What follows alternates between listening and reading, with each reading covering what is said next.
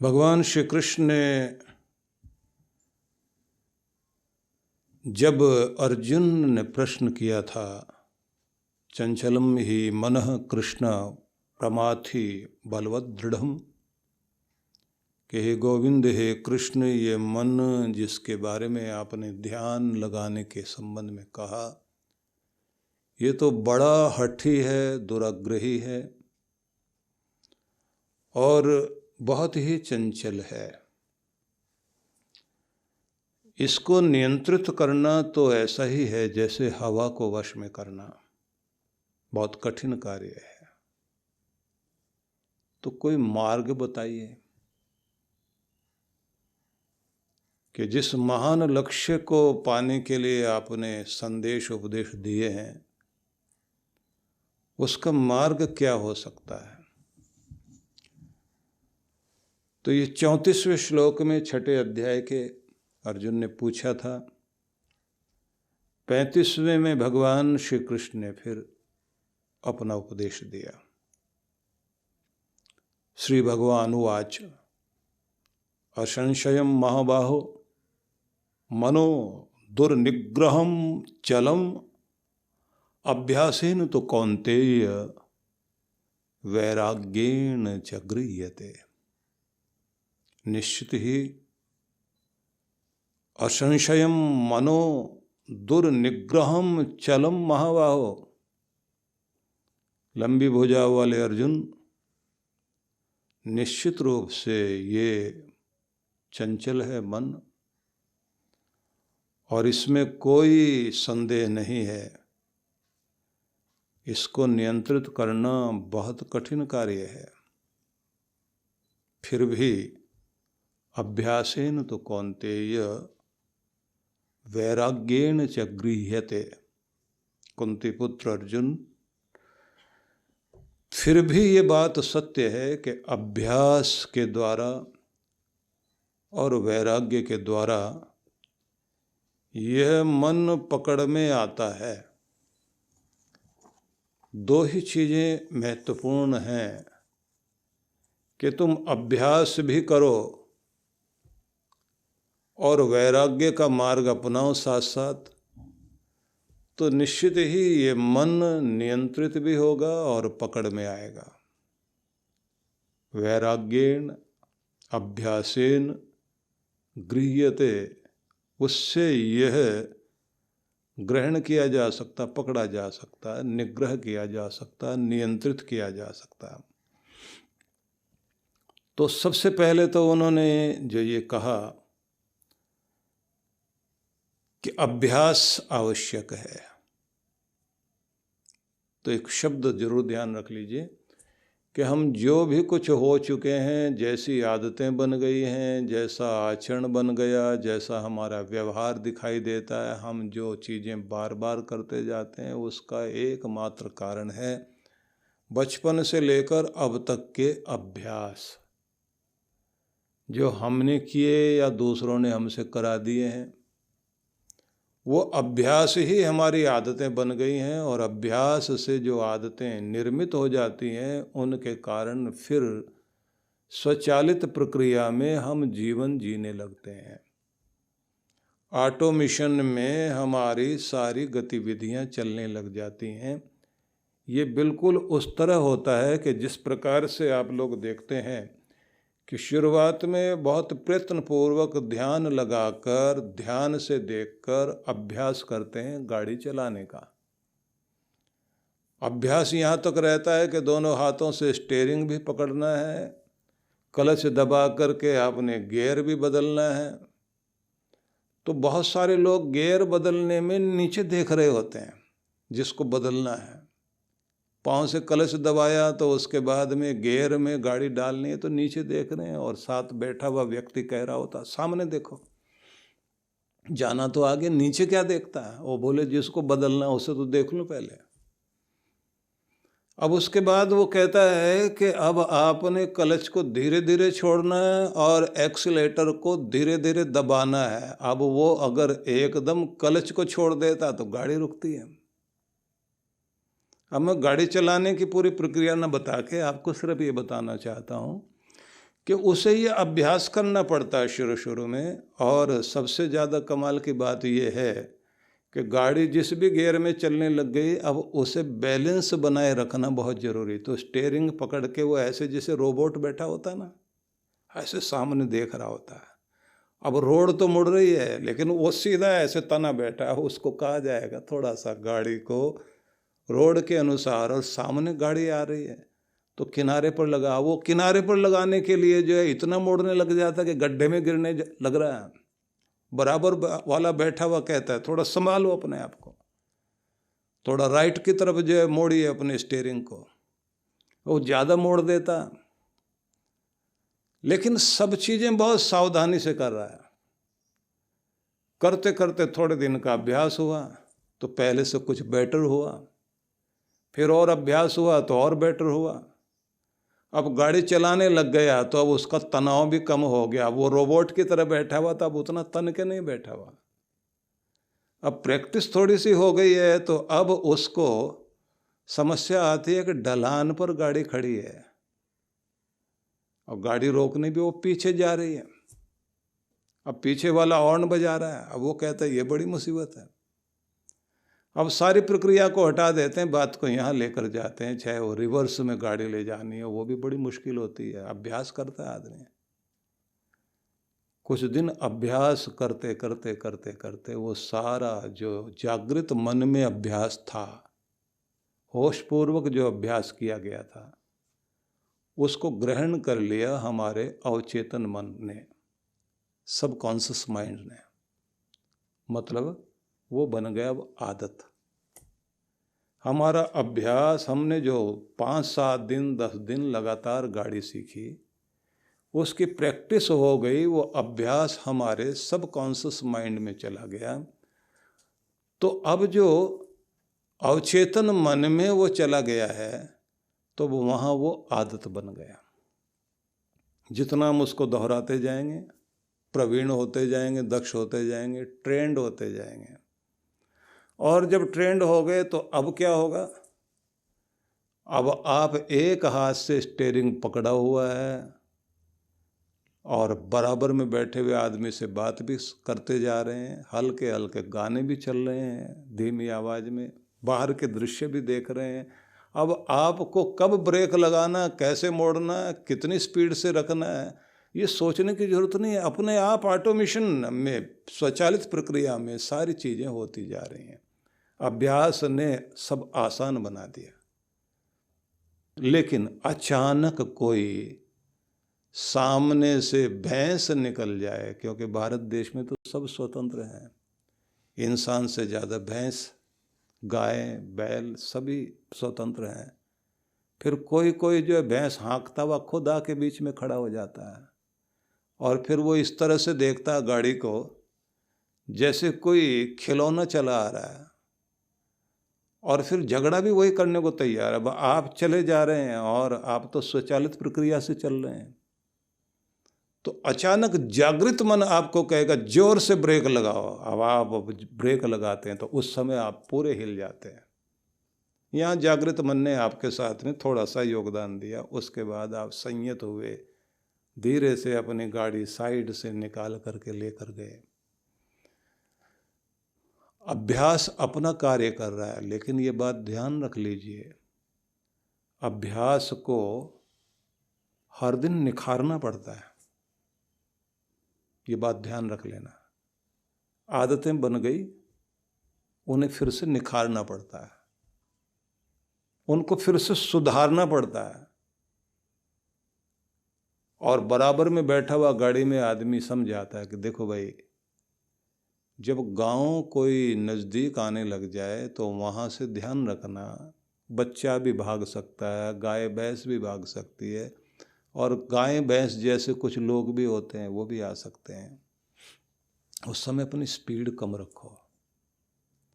और आपको इस बात का ध्यान रखना है कि बचाना भी है और बचना भी है। तो जब ये कहा जाता है कि आपने बचना भी है और बचाना भी है, और बचना किन से? दूसरों की मूर्खताओं से, तब आप फिर अपनी आदतें जो बनाई थी, जो अभ्यास आपने किया था, उसमें और सुधार कर रहे हैं। और ये सुधार करते करते फिर एक समय ऐसा भी आता है कि जब आप किसी बारिश वाली और चिकनी जगह में मिट्टी जमा है और गाड़ी ऐसे में ले जा रहे हैं,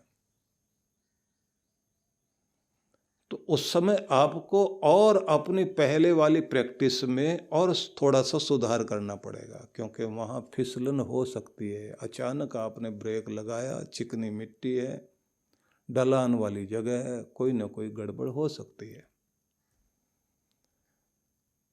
फिर आपको और अभ्यास करना पड़ेगा जब आप पहाड़ों के बीच से गाड़ी ले जाएंगे। वहाँ कितनी स्पीड आपने रखनी है और सामने से भी गाड़ियाँ आ सकती हैं। तो आपका अभ्यास तो हो गया, लेकिन उसमें लगातार निखार ला रहे हैं आप।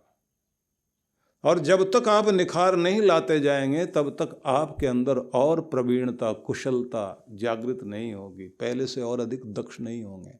आदतें तो हमारी बन गई हैं भाई, लेकिन हर दिन सुधार चाहिए उसमें। फिर उससे भी ज़्यादा बात तब आती है जब रात में आप गाड़ी चलाते हैं और मोड़ जो है पहाड़ी मोड़ है और सामने से दूसरी लाइटें पड़ रही हैं, उस समय आपने गाड़ी चलानी है। तो और आप उसकी प्रैक्टिस करते हुए पहली आदतों में और बेहतर करते हैं। केवल एक गाड़ी के उदाहरण को ध्यान में रख करके आप अपनी सारी आदतों को याद रखना। लेकिन बात इतनी नहीं है। बात फिर आती है कि जब कोहरा हो तो आप अपनी लाइटें जला करके चल रहे हैं और सामने वाले ने भी लाइट जला रखी है, लेकिन दूर से सिर्फ टिमटिमाता हुआ आदमी दिखाई देता है। और अगर उस समय आप बहुत तेज चलाते हुए सामने आ रहे हैं या दूसरा आ रहा है, तो उस समय आपको और ज़्यादा सावधान होने की और अपनी प्रैक्टिस को और बेहतर करने की जरूरत है। उससे भी ज़्यादा तब बात बनती है जब कोई आदमी बर्फ वाली जगह में, और जो स्नो पड़ी है वो आइस बन जाए। बर्फ तो गिरा हुआ है लेकिन बारिश और हो जाए तो वहाँ कितना भी कुशल ट्रेंड कोई अच्छा ड्राइवर हो, वहाँ तो एकदम वो फिसल कर उल्टी हो सकती है, गाड़ी घूम जाएगी, एक्सीडेंट हो सकते हैं। लेकिन आदमी और अभ्यास करके वहाँ भी चलाता है। अमेरिका, यूरोप में ये स्थितियाँ आती हैं। तो हर दिन अपने अभ्यास से आदत निर्मित करना, आदतों को फिर और निखारना, निखारते निखारते उन्हें और ज़्यादा अच्छा बनाना, ये जीवन की एक प्रक्रिया है जिसको हमें महत्वपूर्ण बनाना होता है। जिस पर श्री कृष्ण ये कहते हैं कि ये बात ध्यान रखना अर्जुन, कि मन बहुत चंचल है, हठी है, दुराग्रही है, लेकिन ये भी एक बात है कि जिन्होंने अभ्यास से इसको नियंत्रित किया, उन लोगों ने दुनिया में बड़े बड़े कार्य किए, वो बहुत ऊंचाई तक पहुंच गए। इसलिए विजेता बनने के लिए बाहर काम करने की इतनी जरूरत नहीं है जितनी आत्म विजेता बनने की जरूरत है। भीतर से आपको अभ्यास करना है। इसलिए भारतीय ऋषियों ने इस बात पर बड़ा बल दिया है कि ब्रह्म वेला जो आपकी है, सवेरे का जो 3 घंटे का समय है, 4 बजे से लेकर 7 बजे तक का जो समय है, उसका भरपूर उपयोग करना चाहिए आत्मनिर्माण के लिए। और फिर एक बात उन्होंने और कही है जो बहुत ही अद्भुत है। कृष्ण भगवान के एक एक शब्द को बहुत ध्यान से आप पढ़ना और समझना। अभ्यासेन तो वैराग्येण च गृह्यते, अभ्यास से और वैराग्य से पकड़ा जाता है ये मन। अब ये वैराग्य क्या है? एक चीज है अटैचमेंट, एक है डिटैचमेंट। जहां से आपने डिटैच करना है, जहां से अपने आपको हटाना है, एक जगह जोड़ना है, एक जगह से हटा लेना है। बुल्ले शाह से पूछा गया भगवान को पाने का मार्ग क्या है, तो उस समय वो एक पौधा उखाड़ रहे थे और उसे लगाने लग रहे थे दूसरी जगह। तो उस समय क्या बोलते हैं, बुलया रबदा की पावना, भगवान का पाना, क्या पाना कोई कठिन नहीं है। बुलिया रबदा की पावना ऐथो पुटना ओथे लावना, यहां से उठाओ और उधर लगा दो। पौधे को एक जगह से उखाड़ लीजिए और दूसरी जगह जमा दीजिए। मन का पौधा संसार में रमा हुआ था, वहां से उखाड़ना सीख जाइए और भगवान के दरबार में लगाना सीख जाइए। बस इतनी तो बात है। ये जो उखाड़ना है पौधा, यही तो है वैराग्य। और जहां इसे लगाना है उसी का नाम अभ्यास है। एक अटैचमेंट है, एक डिटैचमेंट है। जहां से उखाड़ना है उसको आप डिटैचमेंट समझ लीजिए और जहां जोड़ना है उसको अटैचमेंट समझ लीजिए। एक जगह से आपको अटैच करना है, दूसरी जगह से आपने उसको डिटैच करना है। एक जगह से उखाड़ लेना है और दूसरी जगह उसको अटैच कर दीजिए, जोड़ दीजिए। अब बात इतनी भी नहीं है, क्योंकि ये कृष्ण वाणी है। किसी सामान्य व्यक्ति की वाणी होती, किसी आचार्य के शब्द होते तो हम लोग उसको जो है बहुत जल्दी आगे बढ़ जाते हैं। लेकिन अगर कृष्ण भगवान ने कहा है तो बहुत गहराई में जा कर के कहा, उनके शब्दों को तो बहुत गहराई से पकड़ना होगा। तो उन्होंने एक बड़ी सुंदर बात कही है, ये अभ्यास और वैराग्य क्या है। पुराना जो तुम्हारा रूप बन गया है, उसे नए बनाने की प्रक्रिया का नाम ही तो अभ्यास है।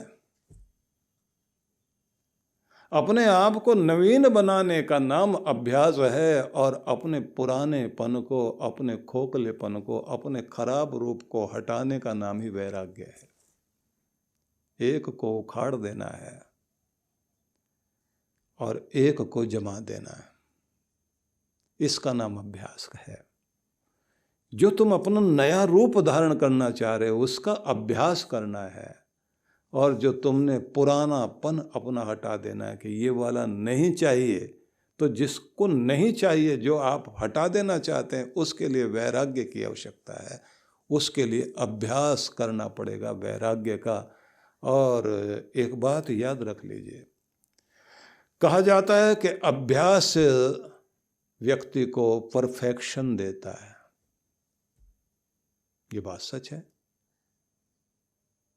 अभ्यास ही परफेक्ट बनाता है। लेकिन फिर भी यहां किंतु परंतु अगर मगर है। जिस भी चीज का अभ्यास करोगे उसी में परफेक्शन देगा ये।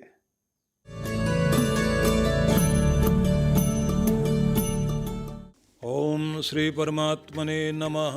आप सभी भक्तों को बहुत बहुत शुभकामनाएं और आशीर्वाद। और आप सब के लिए प्रत्येक वर्ष की तरह 108 कुंडीय श्री गणेश लक्ष्मी महायज्ञ का आयोजन इस बार फिर से आनंदधाम आश्रम में आयोजित किया जा रहा है।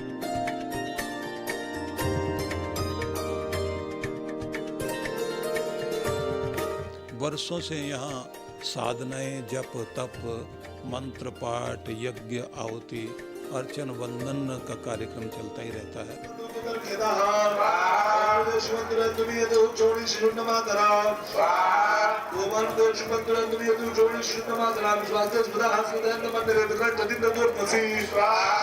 इस बार विशेष रूप से यज्ञ का कार्यक्रम तो रखा ही है, साथ साथ में सभी भक्तों को हम जो भी आएंगे उन सबको ये चाहेंगे कि यज्ञ कुंड के पास या फिर बाहर परिधि में बैठ करके आप सब लोग मंत्र पाठ करें, जो आपको सिखाया जाएगा कि सभी लोग जो है गणेश शीर्ष का और श्री सूक्त का साथ साथ पाठ करेंगे। हजारों कंठों से एक साथ इतनी ध्वनियाँ निकलें तो कैसा भी दुर्भाग्य व्यक्ति का हो टूटेगा जरूर और सौभाग्य जागृत होगा, रक्षा कवच आपका काम करेगा। साथ साथ में आप सबको हम ये चाहेंगे कि अपना अपना श्री यंत्र भी साथ में लेकर आएँ, क्योंकि उसकी प्राण प्रतिष्ठा भी साथ में की जाएगी। और एक विशेष चीज़ इस बार वैभव साधना अनुष्ठान साथ साथ में कराएंगे और वरदान सिद्धि साधना, तो इसकी बुकिंग अलग होगी। तो ये दोनों चीज़ें आप यज्ञ में भी भाग लें और साधना में भी भाग लें। साथ साथ में एक मज़े की बात ये रहेगी कि सुबह जैसे यज्ञ चल रहा है तो शाम को अनुष्ठान वाले कार्यक्रम और कुछ अलग तरह की चीज़ें भी इस बार होंगी जो बहुत आकर्षक होंगी और आपको जो है बहुत आनंद उसका आएगा। तो मैं चाहूँगा कि इस कार्यक्रम में आप बढ़ चढ़ कर भाग लें, और यदि कोई नहीं आ पा रहा है तो संकल्पित यजमान बन करके अपने घर में बैठे बैठे ही आप सामने उसमें शामिल हो करके और उसी तरह की मनोभावना बनाएं। आपकी भाव तरंगें भी आपका कल्याण करेंगी। आप सबके लिए मेरी बहुत बहुत मंगल कामनाएं। 6 अक्टूबर से 9 अक्टूबर का दिन आप बुक कर लीजिए और आनंद धाम आश्रम में पधारिए। मैं आपकी प्रतीक्षा कर रहा हूँ।